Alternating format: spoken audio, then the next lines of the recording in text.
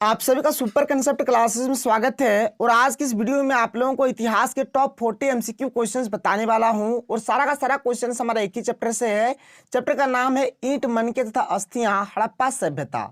देखिए आप लोगों का तैयारी बहुत ही बवाल होने वाला है, एकदम पुष्पा स्टाइल में आप लोगों का तैयारी होने वाला है। आप लोग याद रखिएगा और हर एक चीज को मैं आपको कराऊंगा। यहाँ पर जो मैं आपको यहाँ पर 40 क्वेश्चंस बताने वाला हूँ इस चैप्टर से, इससे बाहर आपका एक भी क्वेश्चन नहीं जाएगा। और आपका जो बाद बाकी और जो चैप्टर है, हर एक चैप्टर से इसी प्रकार से मैं आपको हर एक क्वेश्चन को कराऊंगा। और आगे मैं आपको जो सब्जेक्टिव वाला जो आपका क्वेश्चन है हर एक चीज को कराऊंगा सर। तो आप लोग वीडियो पर बने रहिएगा। अगर वीडियो पसंद आता है तो वीडियो को लाइक कर दीजिएगा और जितना हो सके इस वीडियो को अधिक से अधिक शेयर करें ताकि हर एक तक ये वीडियो पहुंच जाए। और बस आप लोग पुष्पा स्टाइल में ही याद रखिएगा कि पुष्पा पुष्पाराज अब मैं खाली पढ़ेगा साला।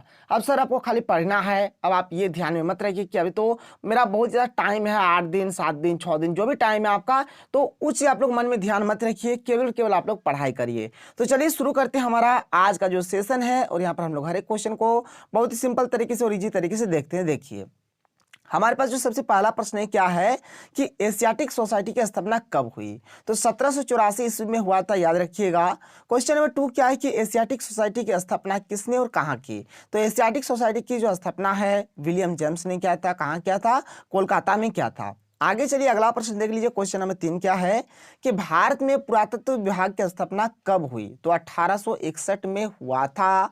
किसने किया था? यह भी क्वेश्चन बहुत ही ज्यादा इंपॉर्टेंट क्या है। क्वेश्चन नंबर 4 कि पुरातत्व विभाग के डायरेक्टर जनरल कौन थे। तो जनरल कनिंघम। ठीक है, तो यहाँ पर ये जो पुरातत्व विभाग था ना, ये जो पुरातत्व विभाग जो इसका जो स्थापना किया गया था, इसके जो डायरेक्टर जनरल थे कौन थे? जनरल कनिंघम थे। आगे चलिए अगला जो प्रश्न है क्वेश्चन नंबर 5 क्या है कि भारतीय पुरातत्व का पिता किसे कहा जाता है। One of the most important question है। किसे कहा जाता है? कनिंघम को कहा जाता है, याद रखिए। तो देखिए क्वेश्चन नंबर 6 क्या है कि हड़प्पा सभ्यता की खोज किसने की। तो इसका सही आंसर हो जाएगा राय बहादुर दयाराम साहनी। देखिए बच्चे थोड़े कंफ्यूजन में आ जाते हैं एक हड़प्पा सभ्यता की खोज में और एक मोहनजोदड़ो की खोज में।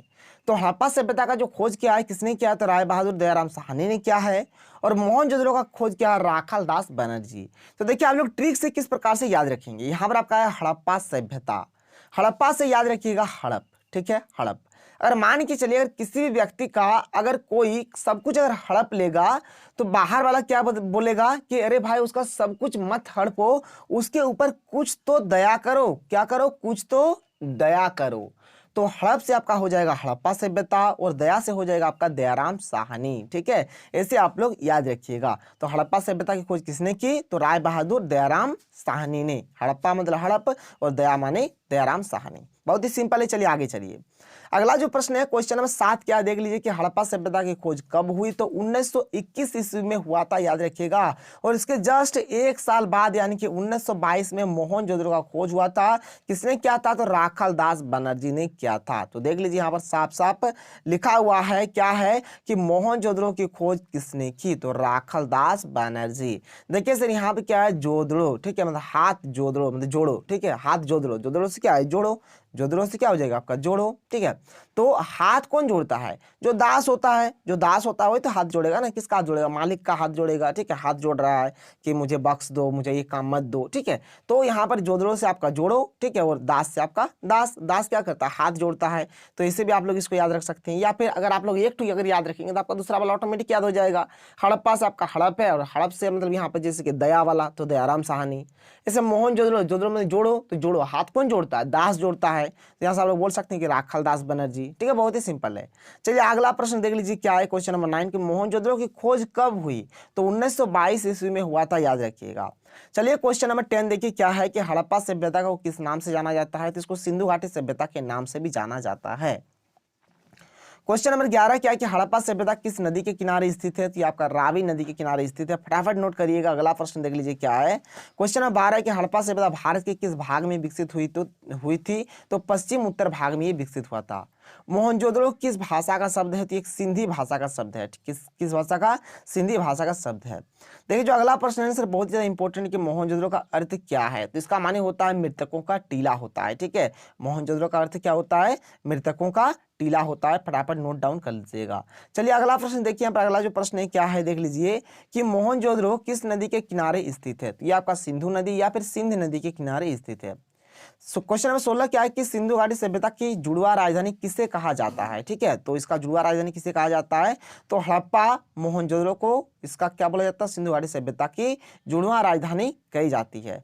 और देखिए सर, ये जो कथन था ना किसका था, तो पिगट महोदय का था। किसका था, पिगट महोदय ने ये कथन दिया था। चलिए आगे चलिए, अगला जो प्रश्न है देख लीजिए, क्वेश्चन नंबर 17 क्या है कि सिंधु घाटी के निवासियों को किस धातु का ज्ञान नहीं था, तो लोहा का उन लोगों को ज्ञान नहीं था।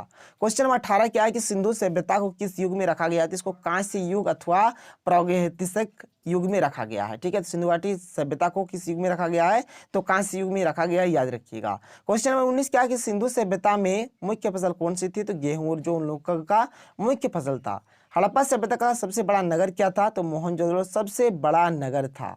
क्वेश्चन नंबर 21 क्या है कि हड़प्पा सभ्यता का प्रशासन कैसा था, तो नगर पालिका जैसा था। जिस प्रकार से नगर पालिका जो शासन व्यवस्था रहता है बिल्कुल वैसे ही था। आगे चलिए कि सिंधु घाटी सभ्यता कैसी सभ्यता थी, तो एक नगरीय सभ्यता थी, इसमें नगर टाइप का सभ्यता था।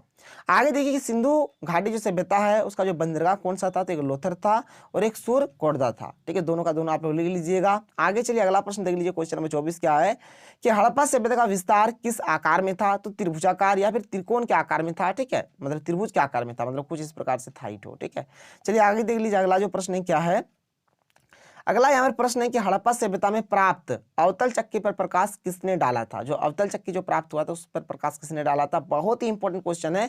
अर्नेस्ट मैके इसका राइट आंसर हो जाएगा। चलिए आगे देख लीजिए सर, अगला जो प्रश्न क्या है कि सिंधु सभ्यता के लोग किसे, ठीक है यहाँ पर किसे लिखिएगा, थोड़ा मिसप्रिंट है, किसे उर्वरता की देवी मानकर उसकी पूजा क्या करते थे, तो यहाँ पर धरती को, धरती हो जाएगा इसका राइट आंसर। आगे चलिए अगला प्रश्न देख लीजिए, यहाँ पर अगला जो प्रश्न है क्या है, क्वेश्चन नंबर 27 क्या है कि सबसे पहले कौन सा हड़प्पा स्थल खोजा गया था। सबसे पहले हड़प्पा को ही खोजा गया था।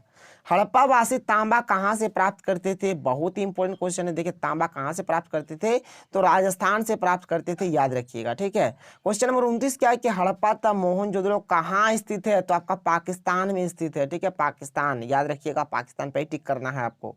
क्वेश्चन नंबर 30 क्या है कि सिंधु घाटी सभ्यता के घर किससे बनाए जाते थे, तो ईंट से बनाए जाते थे। क्वेश्चन नंबर 31 क्या है कि सिंधु घाटी के लोग किसमें विश्वास करते थे, तो मातृशक्ति में इन लोग विश्वास करते थे। क्वेश्चन नंबर 32 क्या है कि सिंधु घाटी सभ्यता की लिपि क्या थी, तो देखिए उसका जो लिपि था ना अभी तक पढ़ा नहीं जा सका है कि क्या लिपि है उन लोगों का। क्वेश्चन नंबर 33 देखिए क्या कि सिंधु घाटी सभ्यता के लोगों का मुख्य व्यवसाय क्या था, तो उन लोगों का मुख्य व्यवसाय था कृषि। आगे चलिए जो अगला प्रश्न देख लीजिए, क्या अगला प्रश्न, क्वेश्चन नंबर 34।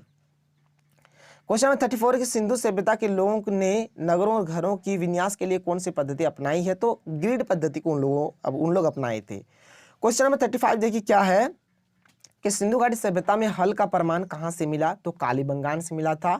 क्वेश्चन नंबर 36 क्या है कि सिंधु घाटी सभ्यता में नृत्य करती हुई लड़की की मूर्ति कहां से मिली, तो मोहनजोदड़ो से मिली, ये वाला।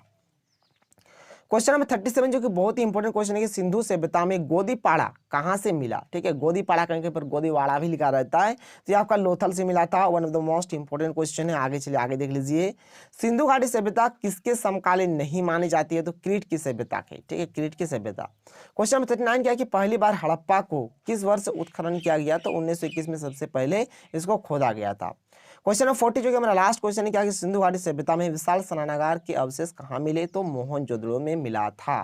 तो यहाँ पर मैंने आपको टॉप 40 एकदम इंपॉर्टेंट एमसीक्यू क्वेश्चंस बताया। अगर आप लोग इतना कर लेंगे ना सर तो इससे बाहर शायद तो आपका नहीं जाएगा। और यहाँ पर देखिए मैंने इसका जो फर्स्ट चैप्टर था, चैप्टर का नाम है ईंट मन के अस्थियां हड़प्पा सभ्यता। इस चैप्टर का मैंने आपको 40 एमसीक्यू क्वेश्चंस बताया, बहुत ही इंपॉर्टेंट है। आगे आपको और बताया जाएगा और सब्जेक्टिव क्वेश्चंस भी मैं आप लोगों को बताऊंगा।